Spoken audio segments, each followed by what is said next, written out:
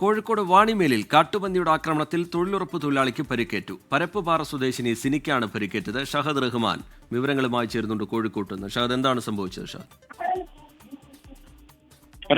കോഴിക്കോട് വാണിമേലിലാണ് ഇത്തരത്തിൽ കാട്ടുപന്നിയുടെ ആക്രമണത്തിൽ തൊഴിലുറപ്പ് തൊഴിലാളിക്ക് പരിക്കേറ്റിട്ടുള്ളത്.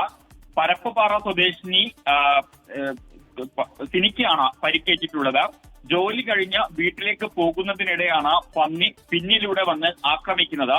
ഇടത് കാലിന്റെ എല്ല് ഒടിഞ്ഞു എന്നുള്ളതാണ് പരിശോധനയിൽ മനസ്സിലായത്. ഇതിന്റെ ഭാഗമായിട്ട് ആശുപത്രിയിൽ ചികിത്സ നേടി ഇപ്പോൾ വീട്ടിലേക്ക് തിരിച്ചു വന്നിട്ടുണ്ട്. പ്ലാസ്റ്റർ ഇട്ടിട്ടുണ്ട് കാലിന്. നാദാപുരം ഗവൺമെന്റ് ആശുപത്രിയിലാണ് ചികിത്സ തേടിയിട്ടുണ്ടായിരുന്നത്. ഈ മേഖലയിൽ പന്നി ശല്യം അതിരൂക്ഷമാണ് എന്ന കാര്യമാണ് നാട്ടുകാർ പറയുന്നത്.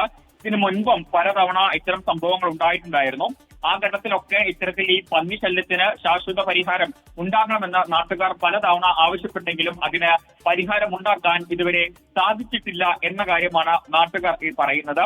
എന്തായാലും ഇപ്പോൾ വാണിമേലിലുള്ള സിനി എന്ന് പറയുന്ന 43-കാരിക്കാണ് ഇത്തരത്തിൽ കാട്ടുപന്നിയുടെ ആക്രമണത്തിൽ പരിക്കേറ്റ് കാലിന്റെ എല്ലൊടിഞ്ഞിട്ടുള്ളത്. ശരി, ഇപ്പോൾ പരിക്കേറ്റ സിനിയുടെ പ്രതികരണം കൂടി ലഭ്യമാവുന്നുണ്ട്, അതിലേക്ക്.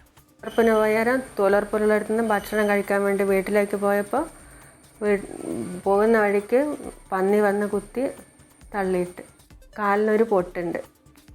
തള്ളിയിട്ട് ഞാൻ നിലത്ത് വീണ്, തല ചുറ്റി നിലത്ത് വീണ്. എൻ്റെ കൂടെയുള്ള ഒരുമിച്ചുള്ള തൊഴിലുറപ്പ് തൊഴിലാളികളെല്ലാവരും കൂടി അടുത്തുള്ള ഹോസ്പിറ്റലിൽ കൊണ്ടുപോയി.